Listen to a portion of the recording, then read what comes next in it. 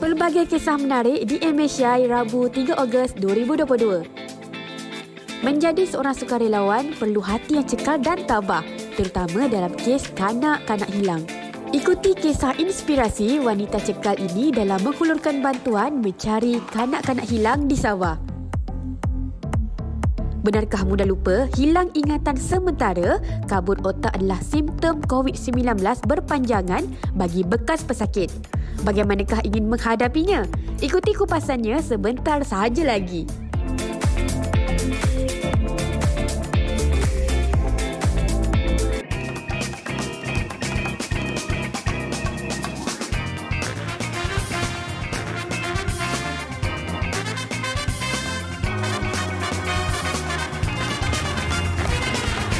Assalamualaikum dan selamat pagi para penonton MHI. Di Lembah Kelang ni hujan-hujan, tapi walaupun keadaan gelap dan basah, tapi kita tetap membawa inspirasi di pagi hari buat anda semua. Terkesima saya sebab dah lama tak bersiaran dengan Hazrina Kasim kita. Wah. Okey, baik, sebenarnya untuk hari ini kita nak bawakan pemerhatian penonton Malaysia hari ini untuk beberapa topik yang saya percaya kalau anda saksikan teaser sebentar tadi dah dapat gambaran sedikit. Apa yang kita nak bawakan, kisah inspirasinya dan juga satu topik yang saya percaya mereka yang menjadi bekas pesakit COVID ada gejala ini. Tapi saya lupalah apa yang kita nak cakap tadi.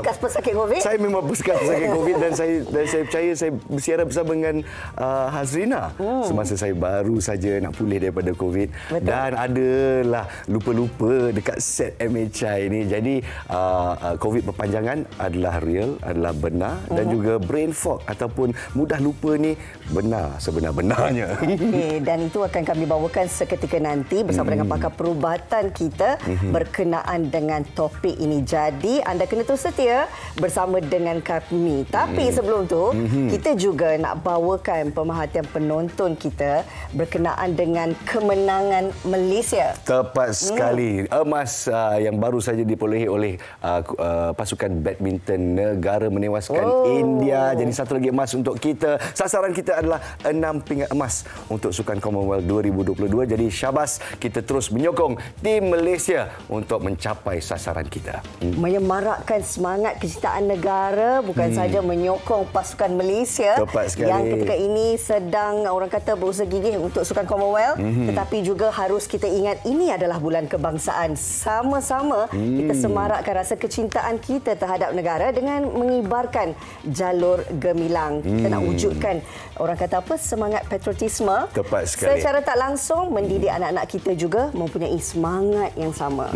Semangat tak kunjung kalah, Malaysia boleh. Itulah kita nak semarakkan di bulan kemerdekaan kita kali ini, ya Zina. Ya. Jadi apa kata kita teruskan dengan pengisian kita dan kita tumpukan perhatian kepada satu fenomena yang tidak berlaku selama 10 tahun di Johor Bahru, banjir kilat yang baru saja berlaku dan insya-Allah kita ada butir-butirannya di sini. Inilah dia keadaan banjir yang telah berlaku. Semalam, ya? Situasi semalam. Jadi boleh Harizina bawakan? Okey, sebenarnya ini kita nak bersama dengan rakan tugas kita lah yang berada di Johor Bahru, Raja Antasya Raja Zaman yang akan membawakan perkabaran terkini berkenaan dengan situasi banjir kilat yang berlaku semalam. Nampaknya Tasha sudah pun bersedia. Dah bersedia. Hello, Assalamualaikum Tasha. Assalamualaikum. Waalaikumsalam. Waalaikumsalam. Selamat pagi. Selamat pagi. Wow, tetap ceria walaupun suara tu kita perlukan semangat sebenarnya. Baik, Ya, Tasha. betul. Kita nak tanya tentang hujan lebat semalam selama 3 jam kalau tak salah saya yang menimbulkan kesesakan lalu lintas. Boleh cerita sikit keadaan yang sedang berlaku? Okey, terima kasih Nas dengan Rina. Semalam di Johor Bahru telah berlaku hujan lebat tahap merah serentak dengan air pasang besar yang menjadi antara punca banjir kilat di beberapa kawasan di bandar Johor Bahru. Semalam hujan lebat tu lebih 2 jam, bermula sekitar jam 12.30 hari. So daripada susulan hujan lebat tu dah menyebabkan beberapa jalan terutama di bandar raya Johor Bahru tu dah dinaiki air. Itu di antaranya ialah Jalan Air Molek, Jalan Wong Afok, Jalan Tun Abdul Razak, Hospital Sultanah Aminah serta Jalan Sungai Chat. Susulan daripada kejadian itu dilaporkan lebih 500 kenderaan terjejas. Banyak tu. Namun keadaan kembali terkawal setelah air surut sepenuhnya kira-kira jam 3 petang. So rata-rata masa tinjauan kami tu mendapati ramailah pemilik kenderaan ni memeriksa kenderaan mereka yang dah dimasuki air. Lepas tu ada juga beberapa pemilik kenderaan terpaksa menggunakan khidmat tunda kenderaan. Allahu Akbar. So melalui temu bual semalam, ada yang mengatakan ini adalah antara kejadian paling buruk selama 10 tahun di bandar JB ni. Mungkin pada saya difahamkan bila ada pertembungan air pasang besar dan hujan lebat yang agak luar biasa lah semalam, daripada kebiasaannya taburan hujan tu biasanya 20 milimeter, tetapi semalam dilaporkan melebihi ataupun mencecah 100 milimeter. Allahu Akbar, dalam hanya masa 3 jam ya. Lepas tu dalam masa yang sama air pasang besar mencecah 3.3 meter. Itu yang menyebabkan Kalau boleh Tasha kongsikan berdasarkan kepada situasi yang Tasha cerita berkenaan dengan keadaan semalam akibat daripada dua punca utama ini, kami difahamkan tidak ada pusat pemindahan sementara yang dibuka di Johor Bahru, betul? Betul. Betul. Mungkin boleh kongsikan situasi ini. Okey, di Johor Bahru tiada pusat pemindahan sementara yang dibuka sebab keadaan kembali pulih dalam pukul 3 petang. Namun di Pontian ada satu pusat pemindahan sementara telah dibuka sebab susulan banjir kilat. Di Pontian pula dilaporkan hujan lebat tu sekitar jam 4.30 petang menyebabkan banjir kilat. Ada satu PPS dibuka iaitu di Sekolah Kebangsaan Seri Bukit. Kejap Dia tulis ni susah nak baca tu. Ini pusat pemindahan. Ya betul. Di Sekolah Kebangsaan Seri Bukit Pinang tak silap saya. So PPS tu menempatkan seramai 22 mangsa daripada 6 keluarga. Okey, terima kasih Tasha. Itu laporan setakat jam 8 pagi tadilah yang dilaporkan oleh Agensi Pertahanan Awam Negeri Johor. Alhamdulillah, itulah dia yang mutakhir daripada Raja Nurul Antasha kita. Terima kasih di atas laporan terkini. Betul. Keadaan pagi ni pun saya tengok mendung, tak ada matahari. So harap-harapnya cuaca kembali pulihlah baik seperti sedia kala kan. Dan kami juga mengharapkan Tasha juga menjaga diri dalam sibuk-sibuk nak membuat laporan tu ya. Betul. Hati-hati di sana ya. Sambil kita membawakan yang terakhir. Assalamualaikum diucapkan kepada Tasha. Itulah dia. Waalaikumsalam. Itulah dia keadaan terkini daripada Johor Bahru. Yang saya risau tu banjir naik di depan Hospital Sultanah Aminah. Jadi itu mungkin menjakarkan pesakit-pesakit untuk keluar masuk hospital ya. Satu kawasan yang kritikal. Kita mengharapkan agar hari ini semuanya berjalan dengan lancar, tidak ada lagi banjir kilat di Johor Bahru. Baik, kita tinggalkan kisah di selatan dan kami nak bawakan ini terus ke negeri di bawah bayu. Berkenaan dengan kisah inspirasi seorang wanita yang cukup murni jiwanya, melalui satu pengalaman yang cukup indah menjadi seorang sukarelawan. Daripada cuba menolong asnaf. Beliau telah berpindah ya untuk mencari kanak-kanak yang hilang di Sabah. Kita saksikan bingkisan ini. Silakan.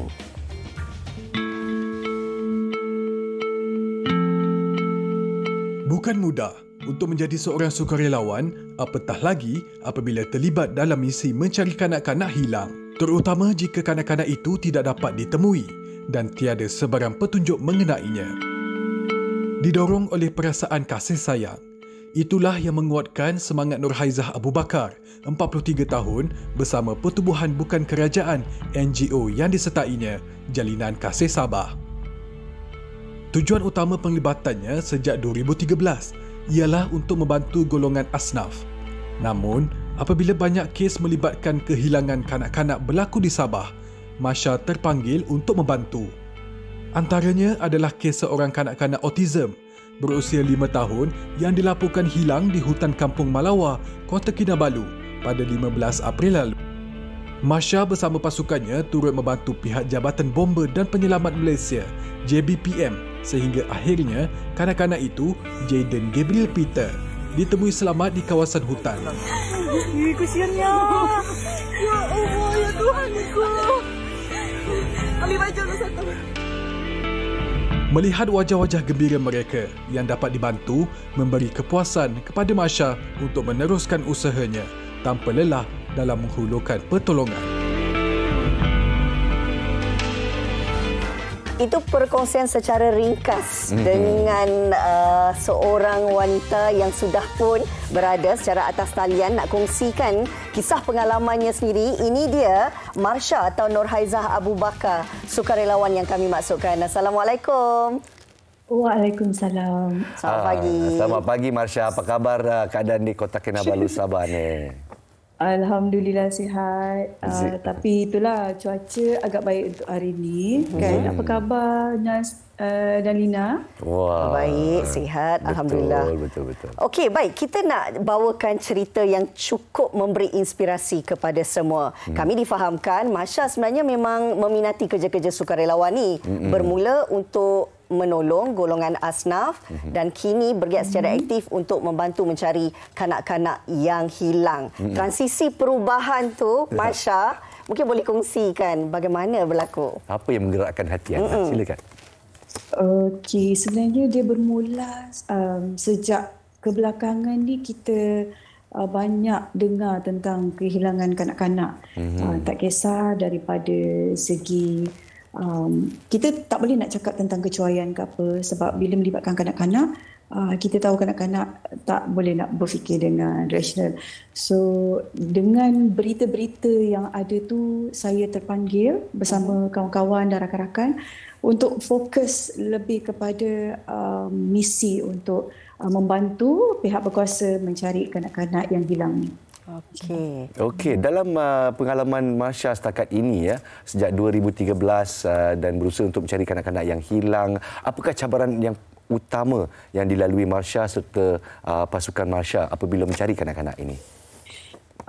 Cabaran yang paling besar sekali apabila kita terpaksa menjalankan misi tersebut pada waktu malam sebenarnya. Malam? Okey, di mana waktu malam. Sebab bila kita terdengar, kita dapat berita tentang kehilangan kanak-kanak, semestinya kita memang segera deploy kita punya rakan-rakan yang lain. Tak kisahlah pukul berapa, subuh ke, hujan ke, ribut peti ke, kita memang kena turun. So itu antara cabaran yang paling besar kerana kita berlawan dengan, sebab saya seorang wanita, of course kadang-kadang kita takut gelap, kita takut hutan.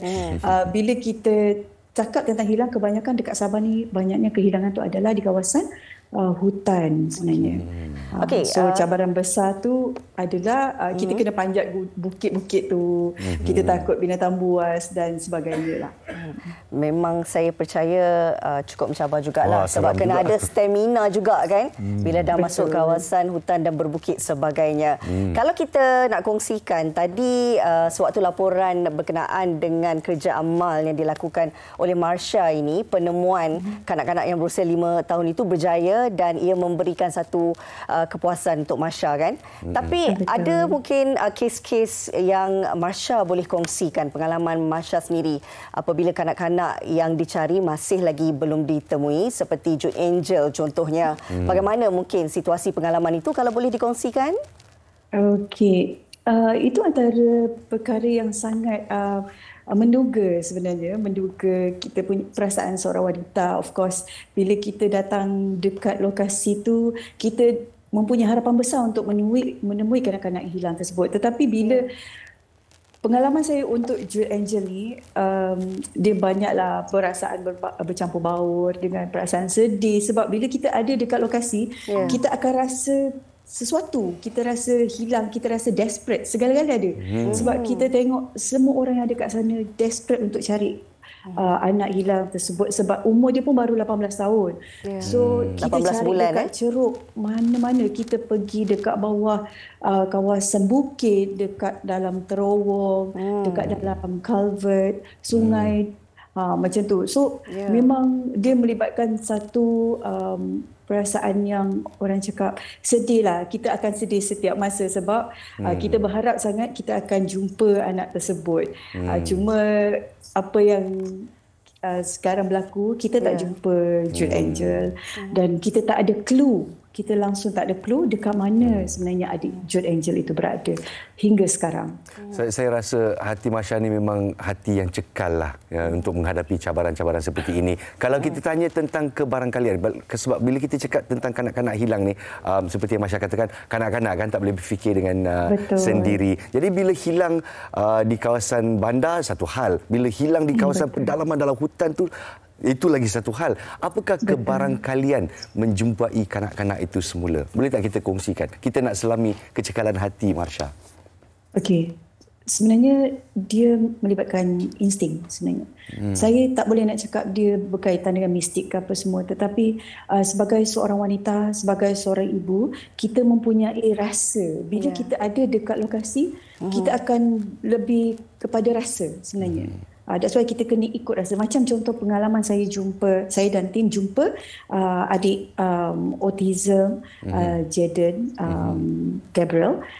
Saya merasa benda tu. Saya bertanya dekat ni, saya doa, of course kita berdoa, kita mohon supaya dipermudahkan pencarian tersebut. Dan alhamdulillah dengan perasaan tu dia lead saya ke mana. Saya tak boleh nak ceritakan benda tu sebab dia terlalu mendalam. Tetapi bila kita dekat kawasan tersebut, kita akan dapat rasa di mana sebenarnya hala tuju kaki kita sebenarnya. Itu salah satu punca kenapa kita boleh jumpa adik Jaden hari naluri, itu. Ya. Naluri seorang wanita, naluri seorang ibu. Hebat. Itu yang menguatkan lagi dan ditambah pula dengan keazaman nak mencari sehingga jumpa. Marsha, kalau boleh dikongsikan, kebiasaannya kita melihat bukan sahaja memerlukan kekuatan fizikal, tetapi dari segi ketahanan mental juga perlu untuk seseorang itu kan, bila tugas dan tanggungjawab sebagai sukarelawan untuk mencari kanak-kanak hilang ini. Mungkin Marsha boleh kongsikan.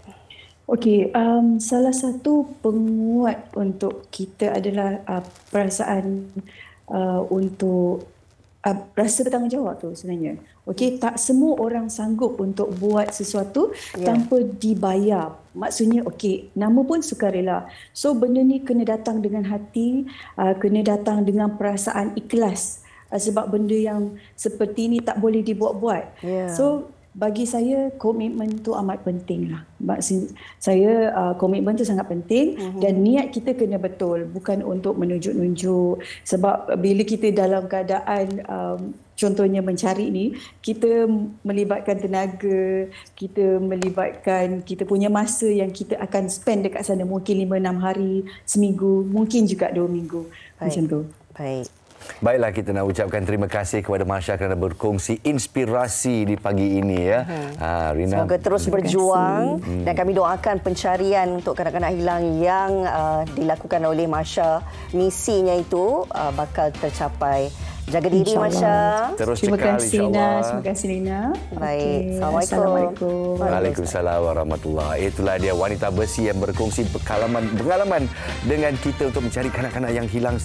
Pastinya saya memikirkan perkara ini, saya tak cukup cekal hati. Hati saya senang koyak lah. Begitu kan. Sabar ya.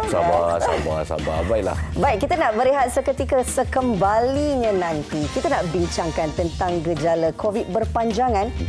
Mudah lupa ingatan. Adakah anda juga sebahagian daripadanya? Semuanya selepas ini. Jangan ke mana-mana.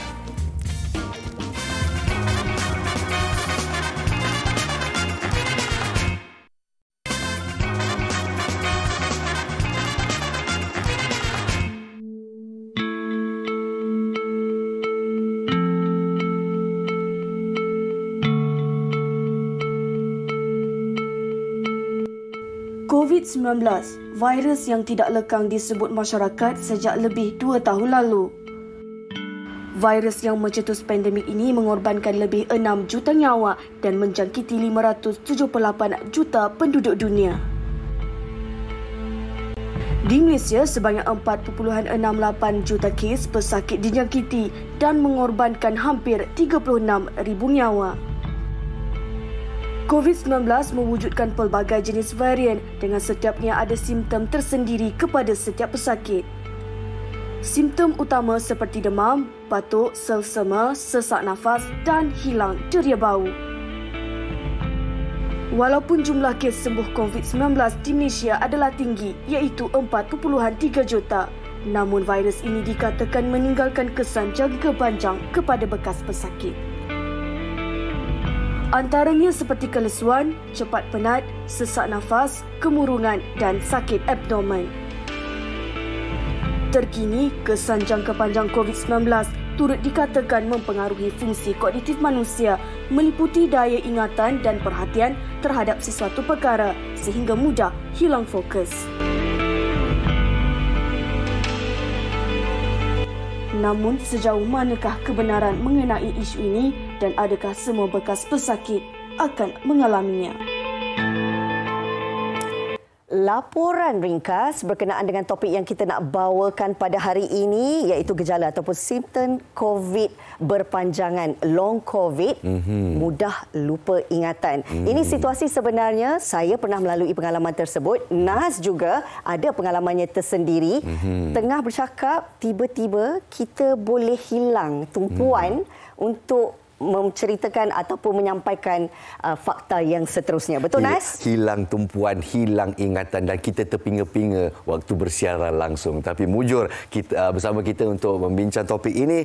Kita bersama dengan Dr. Amal Hafizah Zamli, Ketua Jabatan Perubatan Rehabilitasi Hospital Sungai Buloh. Assalamualaikum, Doktor. Waalaikumsalam warahmatullahi wabarakatuh. Terima kasih kerana menjemput saya. Terima kasih Cikgu dalam kereta. Doktor dalam kereta pun tetap bersama kita. Dan kita juga daripada Batu Pahat, College Vocational Batu Pahat, Cikgu Irsalina Isa, bekas pesakit COVID-19 yang mengalami COVID berpanjangan. Assalamualaikum Cikgu. Waalaikumsalam, Nas dan Rina. Saya difahamkan dekat Batu Pahat pun ada hujan. Itulah tu, suasana musim yang tak menentu ya Cikgu ya. Baik, kita terus nak bawakan perbincangan hari ini menyentuh tentang gejala COVID berpanjangan. Kalau boleh kita mulakan dengan doktor, mungkin boleh jelaskan kepada kami tentang apa sebenarnya yang dimaksudkan atau untuk pemahaman penonton-penonton termasuk kami ni tentang gejala COVID yang berpanjangan ni, doktor. Terima kasih Rina di atas soalan tersebut. Pertubuhan Kesihatan Sedunia menakrifkan long COVID sebagai suatu keadaan di mana berterusannya berlaku gejala-gejala pasca jangkitan COVID-19. Okey. Ya, sehingga tempoh melebihi 12 minggu ataupun bulan yang tidak dapat dijelaskan oleh apa-apa jua diagnosa alternatif. Dan keadaan ini boleh berlaku kepada semua individu yang mengalami jangkitan COVID-19 tanpa mengira tahap jangkitan. Sama ada mereka yang mengalami jangkitan yang ringan maupun jangkitan yang teruk sehingga memerlukan kemasukan ke hospital. Okey. Difahamkan ya doktor, kita rangkum semula simptom-simptom yang dilalui oleh pesakit COVID-19 dan juga kerana ada pelbagai varian sekarang ini, mungkin simptom-simptomnya berbeza, tapi kita rangkum semula dan saya nak tanya, apakah masa yang diambil untuk selalunya kita pulih daripada COVID-19? Silakan doktor. Terima kasih. Di atas soalan tersebut, kita melihat bahawa terdapat variasi tempoh untuk pesakit-sakit yang mengalami gejala long COVID untuk sembuh. Ya? Jadi tiada tempoh spesifik yang telah dinafasi dan ia unik kepada setiap individu yang terlibat. Ada yang sembuh dalam selepas tempoh beberapa bulan. Tapi kami juga ada melihat pesakit yang masih mengalami gejala-gejala long COVID ini sungguh pun telah melewati tempoh setahun. Ya, jadi ia sangat bervariasi. adalah penting untuk setiap individu yang mengalami gejala long COVID agar dapat mendapatkan penilaian profesional perubatan agar pihak kami dapat menilai kesan dan impak gejala long COVID tersebut terhadap terutamanya fungsi dan aktiviti harian yang terjejas. Okey, baik. Kalau kita lihat ada banyak gejala mengikutkan kepada bekas pesakit itu sendiri berbeza-beza dari segi kelesuannya, ada yang kurang tidur, tak dapat tidur dengan nyenyak dan sebagainya. Tetapi yang menjadi fokus kita pada hari ini tentang hilang ingatan sementara ataupun brain fog ini, tak ada tumpuan perhatian. Kalau sebelum kita nak kupas lebih lanjut bersama dengan doktor, kita nak bawakan dulu pengalaman Cikgu Salina sendiri. Cikgu, kalau kita lihat mungkin cikgu sendiri ada pengalaman berkenaan dengan situasi hilang ingatan sementara ini. Silakan. Assalamualaikum, terima kasih kepada Nas dan juga Rina. Untuk saya sendiri, pengalaman saya waktu selepas saya dijangkiti COVID, yang pertama sekali yang saya perasan yang paling obvious adalah kalau kerja saya banyak, saya perlu tulis dekat to-do list supaya saya tahu mana satu nak kena buat. Kalau tidak nanti mungkin akan ada satu atau dua perkara yang termiss dan nanti akan menyusahkan saya di kemudian hari lah. Kemudian ada satu perkara lagi yang agak memeranjatkan, kalau contohnya kita buat online banking ke apa ke, nak tengok TSC number yang ada 6 digit tu, pecah jadi 3. Allah. Kadang kita lupa, yang mana satu kita terbalik-balik, kadang 456 jadi 654, macam itulah. Jadi bukan saja lupa benda yang baru saja kita baca, tapi daya ingatan ataupun memori juga terjejas, ya? Dia mula berkurang sikit, tak macam waktu sebelum saya kena COVID. Kalau dulu tak ada. Okey, kalau kita tumpukan perhatian kepada simptom ni, kita bertanya kepada doktor pula kan, difahamkan bahawa tiada ubat untuk kita ambil khususnya untuk mengubat COVID berpanjangan ini. Jadi apakah antara rawatan yang disarankan untuk pesakit-pesakit seperti Cikgu Salina di sini? Okey, bagi mereka yang mengalami gejala-gejala long COVID, termasuklah spesifik bagi sesi kita di segmen ini adalah ke kabupaten kota, amatlah penting untuk mendapatkan penilaian profesional dahulu, supaya kita dapat memastikan bahawa apa jua gejala yang dialami tidaklah disebabkan oleh diagnosa klinikal yang mungkin boleh menyebabkan gejala-gejala berkenaan kita. Contohnya kalau masalah kelesuan, contoh boleh juga disebabkan oleh uncontrolled comorbidities, seperti diabetes dan sebagainya yang perlu dieksplor dahulu oleh profesional perubatan. Itu juga dengan brain fog. So sekiranya mendapat penilaian oleh profesional perubatan, pihak kami kebiasaannya akan melakukan penilaian secara objektif, melibatkan screening, seperti contoh kita menggunakan mini mental state examination. Jadi dengan penilaian STEM sebegini, kita dapat mengenal pasti di manakah fungsi kognitif yang spesifik yang telah terjejas agar rawatan yang spesifik juga dapat diberikan kepada pesakit intensif. Kerana terdapat pelbagai fungsi kognitif yang boleh terjejas, contohnya seperti mana cikgu telah kongsikan tadi, lemah daya penumpuan fikiran, fokus, memory. Dia ada specialized training bagi gejala yang sekian.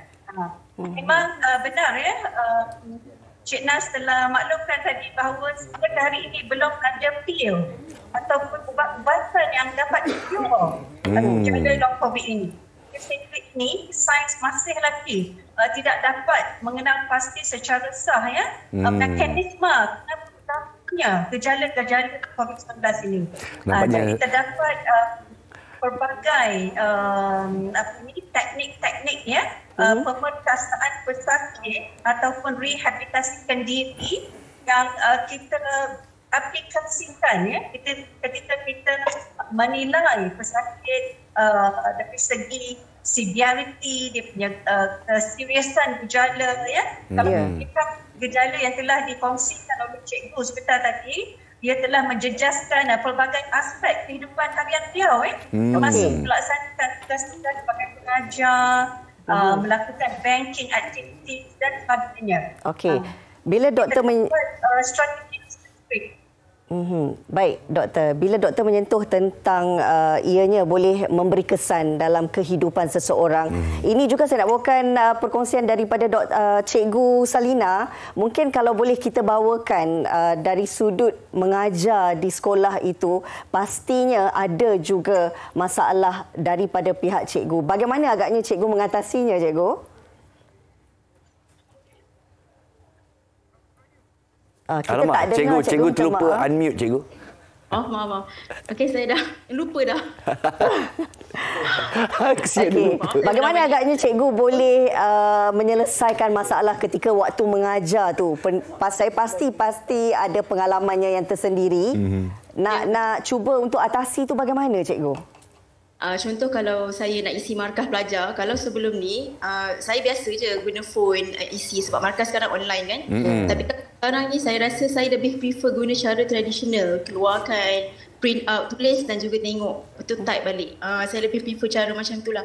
Mula ingat kerana faktor usia ke apa ke, tapi lepas tu bila sembang dengan kawan yang lain yang pernah kena juga, dia orang pun cakap perkara yang sama. Ada cikgu saya dulu pun ada cakap perkara yang sama. Dia pun kata dia mudah blur sekarang. Kalau macam ajar ke apa ke, kadang saya lupa instruction seterusnya. Apa yang saya nak cakap dengan pelajar saya.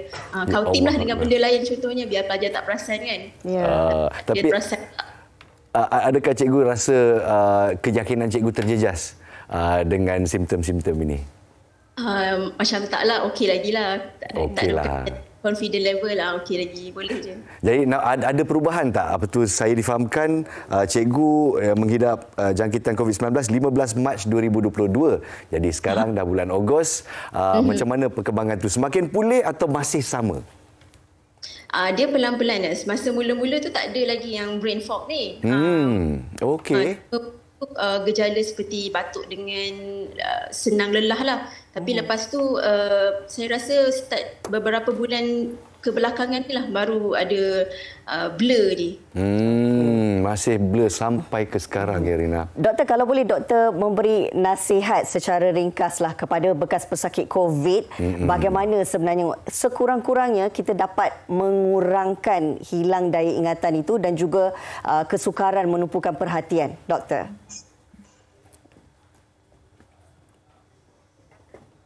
Doktor? Silakan. Teruskan. Berkenaan dengan strategi untuk kurangkan masalah kekakutan otak dan hilang ingatan semasa ini, kita menggunakan kaedah yang dinamakan restoratif. Itu meningkatkan semula fungsi kognitif. Doktor, boleh tolong ulang balik restoratif apa doktor tadi? Hello? Boleh tolong ulang balik restoratif apa tadi, kita tak tangkap. Terdapat dua strategi bagi mengatasi masalah kekabutan otak ini. Strategi yang pertama adalah strategi restoratif, iaitu kita meningkatkan semula fungsi kognitif bagi mereka yang terlibat dengan masalah kekabutan otak ini. Ini termasuklah kita meningkatkan semula ketajaman pikiran melalui aktiviti-aktiviti seperti aktiviti word games ataupun aktiviti-aktiviti melibatkan perkataan seperti crossword puzzle, silang kata, sahibah, gunakan pada level yang rendah dahulu dan tingkatkan secara beransur-ansur mengikut kapasiti dan keupayaan kognitif kita. Kita terpaksa latih semula daya kognitif kita, doktor? Kena latih untuk meningkatkan semula ketajaman fikiran. Antara teknik yang lain adalah number games. Permainan yang melibatkan nombor juga dapat membantu. Kita perlu gaya hidup kita dengan mendapatkan hidrasi yang cukup. Baik. Makanan yang seimbang. Okey, terima kasih. Makanan yang seimbang, hidrasi yang cukup dan yang penting kita latih daya kognitif kita semula, main silang kata dan sebagainya. Kalau boleh main sahibah kat rumah bersama dengan ahli keluarga untuk melatih otak anda semula. Dan teknik kedua adalah strategi compensatory. Okey. Iaitu menggunakan petua-petua khusus ya. Yang cikgu ada menyebutkan beberapa compensatory strategi yang telah beliau amalkan. Iaitu dengan menuliskan checklist, adakan reminder ya, seperti phone reminder. Baik doktor. Okey, terima kasih.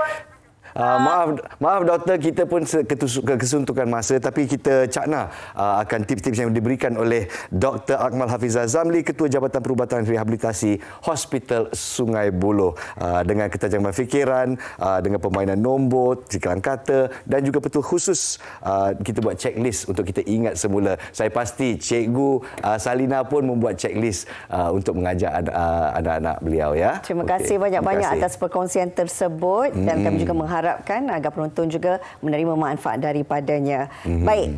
Assalamualaikum Doktor dan juga Cikgu. Terima kasih banyak-banyak. Itu antara tips lah yang diajar sebenarnya. Kita nak berehat seketika. Tepat sekali, bukan kerana faktor usia, kerana kita nak bersediakan diri untuk wawancara seterusnya. Okey Rina? Semuanya di Malaysia hari ini.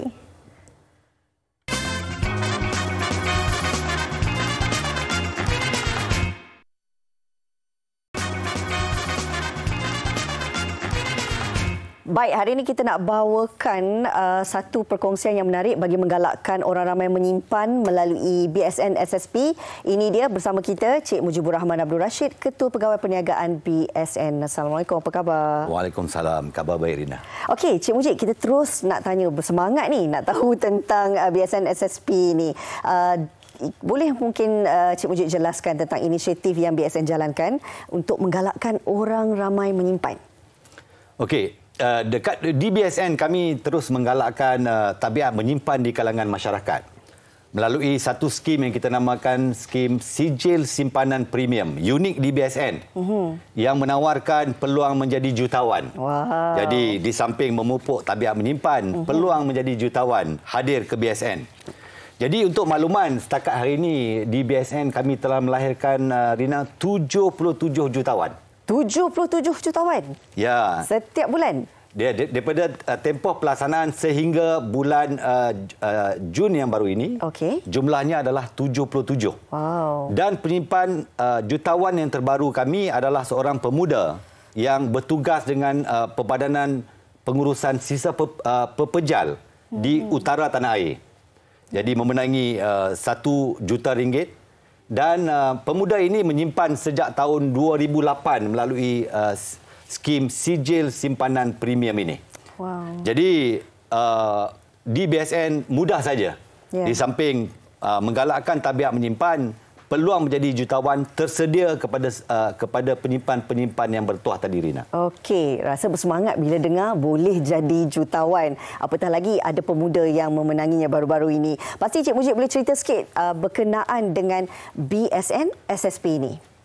Okey, bercakap tentang BSN SSP tadi, jumlah simpanan minimum adalah RM10. Okay. Jadi kita boleh memulakan memupuk tabiat menyimpan di kalangan ahli keluarga dengan hanya simpanan minimum RM10 layak menyertai sijil simpanan premium.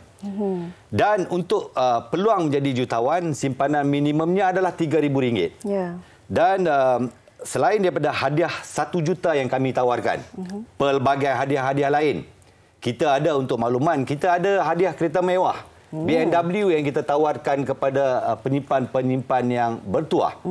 Di samping itu, kita juga mempunyai pelbagai hadiah lain. Jumlah hadiah lebih 16,000 untuk kita berikan kepada penyimpan-penyimpan SSP untuk tahun 2022. Jadi, antara yang lain adalah kita ada 7 jenis cabutan dan yang menariknya adalah 12 jutawan. Setiap bulan akan dilahirkan 1 jutawan di kalangan rakyat Malaysia. Wow, menarik tu. Tapi saya difahamkan juga selain daripada BSN SSP, ada BSN SSP edisi khas. Betul. Mungkin boleh kongsikan berkenaannya. Okey. Dalam sijil simpanan premium ini, kita juga melakukan satu yang kita namakan BSN SSP edisi khas ataupun SE, Special Edition. Ya. Jadi melalui skim SSP SE tadi, kita menawarkan ganjaran berganda kepada penyimpan-penyimpan yang layak. Okey. Dengan jumlah simpanan minimum RM3,000, mereka layak mendapat kadar keuntungan yang menarik, yang kompetitif berbanding dengan yang ditawarkan di dalam pasaran. Jadi peluang menjadi jutawan, peluang untuk mendapatkan kadar keuntungan yang menarik. Jadi kenapa kita perlu tunggu? Hadir ke BSN untuk memupuk tabiat menyimpan dan seterusnya menjadi jutawan yang kami nantikan.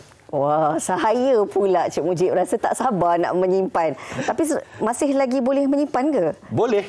Memang ini boleh, simpanan ini boleh dibuat setiap hari di BSN. Tapi caranya bagaimana Cik Mujib? Okey. Untuk tujuan menyimpan kita untuk mudah difahami, kalau anda adalah pelanggan sedia ada BSN. Apabila pelanggan sedia ada, boleh pakai mana-mana saluran yang kami ada. Cawangan, perbankan internet, boleh hadir melalui kita punya mesin-mesin automatik. Boleh hadir kepada ejen BSN, 2,700 ejen BSN di seluruh negara untuk menambah simpanan. Kalau pelanggan tadi belum mempunyai rekod dengan BSN, mereka perlu hadir ke kaunter BSN. Jadi yang sedia ada, mana-mana saluran boleh diguna pakai. Tetapi untuk yang baru, perlu hadir ke kaunter BSN untuk memulakan transaksi dengan BSN. Rasanya memang sangat berbaloi kalau dapat menyimpan dengan BSN SSP ni Cik Mujib. Jangan tunggu lagi. Itulah. Tapi sebelum kita berakhir, harapan Cik Mujib sendiri kepada penonton Malaysia hari ini. Okey, harapan saya, kami di BSN bagi memupuk tabiat menyimpan kepada pendengar-pendengar MHI pada hari ini untuk memulakan langkah yang pertama, memupuk tabiat menyimpan di kalangan ahli keluarga hanya dengan simpanan minimum RM10 seperti yang saya sebut tadi. Mana tahu di kalangan ahli keluarga anda adalah jutawan seterusnya yang kami nantikan. Yang kedua, kalau kepada pendengar-pendengar MHI yang ada lebihan tunai di merata tempat, ini adalah masa untuk membawa lebihan tunai tadi ke BSN untuk peluang mendapat gandaan keuntungan dalam SSP SE yang saya sebut tadi dan juga peluang menjadi jutawan.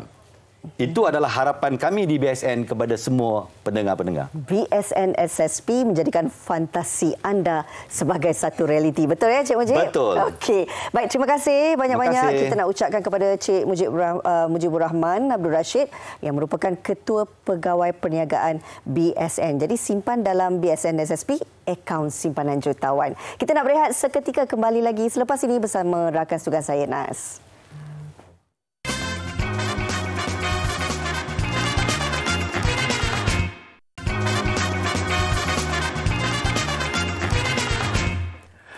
Terima kasih kerana masih meraih inspirasi bersama kita di MHI dan saya Nas Rahman membawakan ada satu topik yang istimewa dan suatu yang baru buat saya, iaitu Precision Health atau perkhidmatan ujian dan perundingan untuk ketepatan kesihatan. Dan bersama kita adalah Profesor Dato' Dr. Muhammad Zaki Saleh, pengarah Institut Pharmacogenomic Integrative atau I-PROMIS. Wow, Assalamualaikum Prof. Waalaikumsalam Cik Nas. Alamak, segak setiasa. Dan di sini kita teruskan dengan penyelidikan yang sedang dilakukan dalam Zakesi Biotech. Zakesi is your company. Ya, right. Boleh Profesor ceritakan sikit? Okey, Zakesi Biotech sebenarnya telah ditubuhkan pada 9 Januari tahun 2011 oleh sekumpulan penyelidik daripada UiTM. Terutamanya daripada I-PROMIS yang Cik Nas sebutkan tadi. Okey, kajian yang kami lakukan banyak bertumpu kepada genom. Okey, di mana pada tahun 2011 kami telah berjaya memeta genom Melayu pertama di dunia. Dan seterusnya dengan bantuan kerajaan melalui grant-grant LRJS, FRJS dan PRJS, dan juga daripada MOSTI kita telah berjaya memeta lagi genom orang asli, di mana 6 suku kaum telah telah dipetakan, dan orang asli ini adalah orang yang asli yang mana bilangan penduduk dah kurang pada 500. Daripada genom Melayu tadi dan juga orang asli, kita mengkaji dengan lebih dalam tentang fungsi-fungsi gen yang terdapat. Bila kita mengetahui tentang genom seseorang itu, kita insya-Allah dengan izin Allah boleh mengetahui tentang individu tersebut, tentang sifat dia, personality dia, kekuatan dia, apa makanan yang sesuai untuk dia makan, exercise apa yang sesuai untuk dia, dan kita juga boleh buat prediction tentang penyakit yang mungkin dia akan dapat. Okey, itu dengan izin Allah lah kan. Dan juga apakah rawatan ataupun ubat yang paling sesuai untuk dia. Sebab tu kita namakan precision health ataupun personalized medicine. Personalized medicine. Very personalized. Menggunakan genome sequencing. Right. Wah, sangat jitu, sangat tepat. Jadi bagaimanakah entiti Bitkom membantu syarikat Profesor berkembang, dan bagaimana projek atau perkhidmatan ini telah tercetus? Okey, Bitkom ni adalah satu pusat atau center di UiTM yang mana telah banyak membantu pendidik seperti saya, yang berminat untuk untuk mengkomersialkan seterusnya, untuk menawarkan perkhidmatan ataupun produk kepada masyarakat luar. Jadi selain daripada itu, Bitkom juga berperanan dan memberi khidmat nasihat dan juga menemu janji dengan pihak industri, dan juga menolong pendidik-pendidik seperti saya untuk menubuhkan syarikat startup macam yang Zakesi Biotech Sdn Bhd, dan juga menolong kami untuk mendapatkan IPR, Intellectual Property Right. Itu peranannya very important lah. So menyambung titik lah dikatakan. Yes, menyambung titik. Jadi anda daripada akademia atau penyelidikan bersambung dengan usahawan-usahawan untuk menghasilkan sesuatu yang istimewa lah. Istimewa. Jadi bagaimana produk yang dihasil ni boleh dikongsikan atau dimanfaatkan oleh bukan saja rakyat Malaysia tapi seluruh dunia? Okey.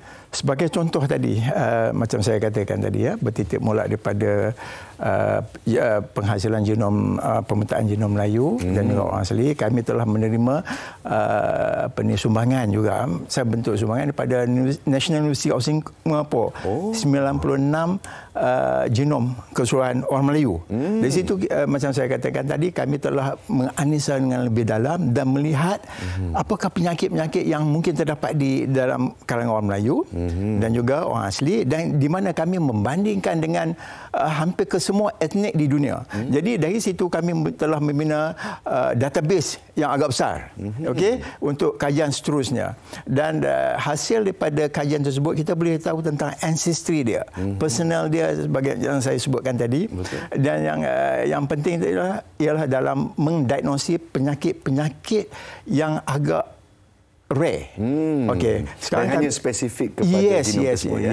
Yes. Wah, sangat interesting. Kalau kita berceletih, memang dah salah satu hari lah kita boleh tentang genom sequencing. Banyak yang boleh diceritakan. Macam-macam. Tapi kita tumpukan perhatian kepada perancangan masa depan Profesor. Bagaimana? Okey, perancangan dia, kami telah baru berbincang dengan syarikat healthcare provider yang terbesar di Malaysia, di mana mereka bersetuju untuk mengambil hasil produk juga servis yang kami tawarkan. Pertama, yang kedua ialah kita akan mengkaji dengan lebih banyak lagi tentang ni, di mana kami dapati bahawa terdapat lebih kurang 90,000 varian gen Melayu yang belum diketahui tentang fungsinya. 90,000. Yes, dan dengan orang asli. So kita akan bandingkan. Malahan varian-varian ni belum diketahui lagi. So kita akan menggunakan zebrafish sebagai dia punya model untuk kita mengkaji. Dan of course kita akan menawarkan kembali ini kepada, kalau boleh, kepada seluruh rakyat Malaysia, di mana seeloknya setiap rakyat Malaysia mempunyai database dia sendiri, di mana kalau dia sakit ataupun dia timbul penyakit, dia boleh pergi ke hospital, cucuk kat dalam mesin komputer, dia boleh tahu apakah ubat yang sesuai, and so on so forth. Dan kami juga telah membuat analisa untuk 84 pemain bola sepak di bawah National Football Development Program di Gambang, dan kita telah memberi hasil kepada mereka. Dan saya dalam perancangan untuk menawarkan khidmat ini kepada, kalau boleh, kepada Majlis Sukan Negara. Di mana kalau kita tengok hasil dan apa yang dibuat di negara maju, misalnya kata China telah menjuyukkan dia punya hampir ke semua dia punya atlet, US dan sebagainya. Di dunia ni ada terdapat lebih kurang 8 pusat yang membuat kajian ataupun servis yang macam kami buat. So di bahagian Asia Tenggara ni we are the only one, probably the first lah. Okay. Probably the first. Probably lah. Dia balu-balu kucing dia. Dr. Tahniah di atas pencapaian Profesor Dr. Muhammad Zaki Saleh, iaitu pengarah I Promise atau Institute Pharmacogenomic Integrative. Bayangkan kita dapat menganalisa DNA kita sendiri dan kita dapat tumpuan perhatian apakah ubat yang paling sesuai, nutrisi yang paling sesuai. Selamat kita ucapkan. Baiklah, kita bersama dengan Rina sekarang ini. Rina, bagaimana dengan akhbar-akhbar kita pada hari ini? Okey, ini saya nak bacakan salah satu artikel yang saya kira memang tular semalam berkaitan dengan Sultan Kelantan Sultan Muhammad V berkenan mengisytiharkan Duli Yang Maha Mulia Sultanah Nurdiana Petra Abdullah, isteri baginda, dengan gelaran Sultanah Kelantan berkuat kuasa hari ini. Dan pengisytiharan ini sebenarnya dibuat oleh Menteri Besar Datuk Ahmad Yaakob di Istana Besar, di Istana Balai Besar Kelantan. Dirgahayu Duli Yang Maha Mulia Sultan Muhammad yang ke-5 dan juga Cik Puan Nurdiana Petra kini digelarkan sebagai Duli Yang Maha Mulia Sultanah Kelantan. Alhamdulillah. Dan seterusnya, Nas, kita nak kongsikan tentang rujuk kepada jawatan kuasa pilihan khas Parlimen di Berita Harian. Jadi kita tumpukan perhatian kepada rang undang-undang kita yang yang sedang kuat diperkasakan oleh Yang Berhormat Menteri Kesihatan kita tentang rang undang-undang kawalan produk tembakau dan merokok 2022. Dan walaupun ada juga di antara MP kita yang masih tidak bersetuju mungkin di atas implementasi rang undang-undang ini, jadi kita tunggu dan kita saksikan jawatan kuasa pilihan khas Parlimen ini apakah keputusan mereka. Baik, kita dah sampai ke penghujung siaran. Terima kasih kepada semua penonton Malaysia hari ini. Esok kembali lagi bersama dengan rakan-rakan setugas kami yang lain membawakan topik ini untuk orang kata bagi peluang kepada jejaka-jejaka Malaysia. Pelapis sukan bola sepak negara. Hashtag Harimau Muda kita. Dan insya-Allah kita akan kupas tentang semangat mereka dan juga apakah yang memberikan mereka dorongan untuk berjaya. InsyaAllah semuanya di hari esok. Saya Nas Rahman. Dan saya Hazrina Kasim. Assalamualaikum. Jumpa lagi. Bye.